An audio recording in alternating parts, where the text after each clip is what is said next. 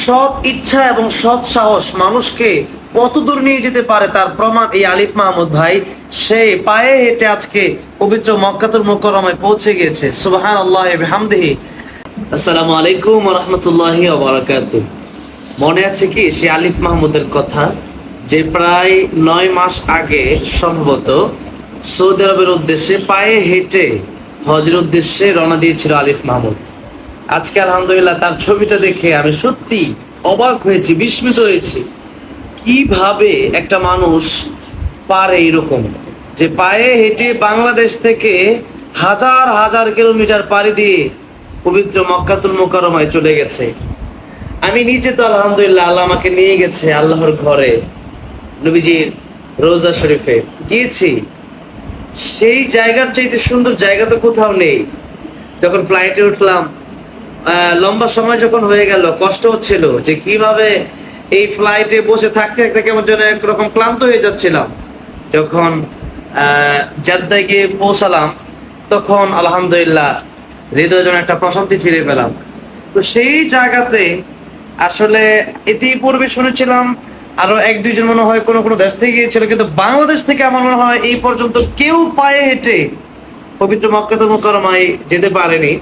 আলহামদুলিল্লাহ তার প্রাথমিক পর্যায়ে যখন সে সৌদি আরবের উদ্দেশ্যে রওনা দিল, তখন আমি চিন্তা করেছিলাম যেতে কি পারবে নাকি মাঝখানে গিয়ে আটকে পড়বে।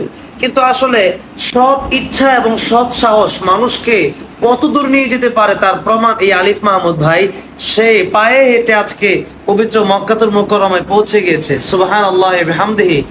আসলে তার হয়তো একটা ইচ্ছা ছিল, ভালো লাগা থেকেই হয়তো তার যাওয়ার প্ল্যান ছিল, প্রোগ্রাম ছিল।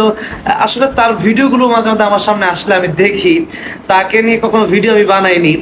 আজকে দেখলাম সে কাবা শরীফের সামনে ছবিটা তুললো এবং ছাড়লো, যে ছবিটা আপনারা দেখতে পেয়েছেন। তো এই ছবিটা দেখার পরে আমি অবাক হলাম যে কিভাবে সে পারলো। তখন আমার মনে এই কথাটা জাগলো যে আসলে সৎ সাহস এবং সৎ ইচ্ছা মানুষকে অনেক দূর নিয়ে যেতে পারে। আজকে আমরা অনেক সময় দেখা যায় একটা অনেক বড় কাজের ইচ্ছা করতে পারি না এবং সাহস করতে পারি না।